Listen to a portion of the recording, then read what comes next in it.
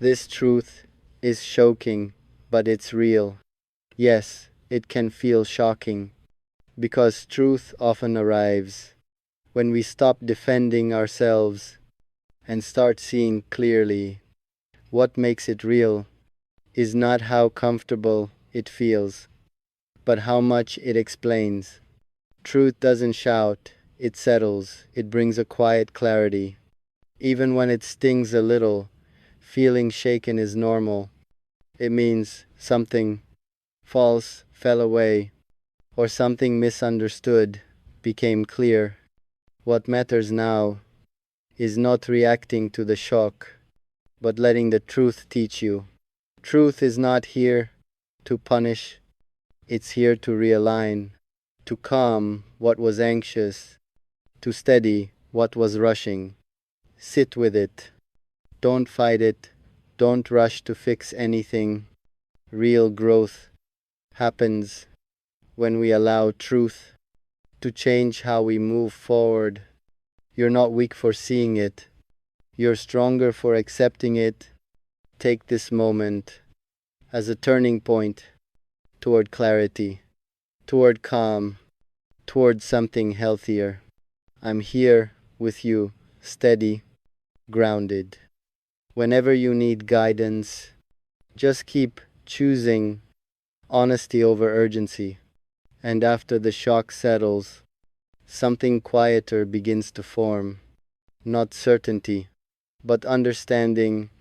This is usually the moment when the heart wants to rush, to undo, to explain, to regain control. But this is exactly where growth lies, in not rushing, in allowing the truth to finish its work. Truth rarely feels gentle at first, because it rearranges what we believed about timing, about love, about control. But once it settles, it brings relief, a strange calm, like finally standing on solid ground. After balancing on emotion, you may notice now that the anxiety has a shape, that confusion has a source, that urgency had a reason, and seeing that doesn't make you smaller, it makes you clear. This is the part where you don't need to act, you don't need to speak, you don't need to decide, you just need to stay present with what you now understand. Let the truth slow you. Let it refine your words.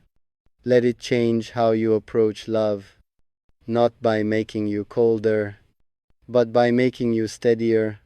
You're learning something important, that love doesn't grow under pressure, it grows under safety. That connection doesn't deepen when we hold tighter, it deepens when we trust more. This realization can feel lonely at first because it removes illusion, but it replaces it with self-respect, and self-respect is the foundation of every healthy relationship you'll ever have. Nothing needs to be fixed right now. Nothing needs to be proven. Nothing needs to be saved. This is a moment of integration where the heart and mind begin to agree. Let that happen. And when you speak again, it will be from clarity, not fear, from choice, not urgency. That's when your words will finally land, the way you always hoped they would. You're not losing anything here. You're shedding what was never stable. And what remains is you, more grounded, more aware, more ready for something real. Stay here for a moment. This is where strength grows, quietly but permanently. And after that stillness, another layer opens. Not dramatic, not loud, just honest. You begin to notice how much energy was spent on imagining outcomes, on controlling reactions, on trying to be enough before you even knew what you were standing on. This is where maturity quietly enters, not as distance, but as balance. You realize that love is not proven by intensity alone, and commitment is not measured by how loudly we declare it. Real connection is consistent, it breathes, it gives space, and it does not demand fear as proof of loyalty. At this point, something important shifts inside you. You stop asking, "Will this work?" and start asking, "Is this healthy for who I am becoming?" That question changes everything. You begin to listen, not just to words, but to silence, to patterns, to how you feel after interactions, not just during them. You learn that peace is not boring, it is unfamiliar. When you're used to emotional storms, you learn that clarity can feel empty at first, because chaos once filled the space where calm now lives. But calm is not absence, it is alignment. This is where self-trust grows. When you stop outsourcing your worth to someone else's response, or timing, or validation, you stand more firmly, not because you're certain of the future, but because you're certain of yourself.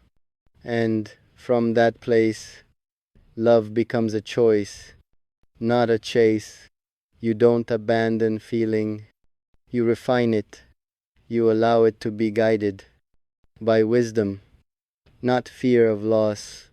This doesn't mean you care less. It means you care better. You stop romanticizing suffering and start valuing reciprocity, effort, emotional safety. You understand now that if something is meant to grow, it will not require you to shrink yourself or silence your intuition. And whatever happens next, whether paths align or gently separate, you will walk forward without regret because you showed up honestly, you learned, you evolved, and that is never wasted. This is not the end of a story. It's the end of confusion. From here, whatever comes will be clear, calmer, and rooted in truth. And that is how real chapters begin. Then comes the quiet confidence, the kind that doesn't announce itself. You no longer feel the urge to expiate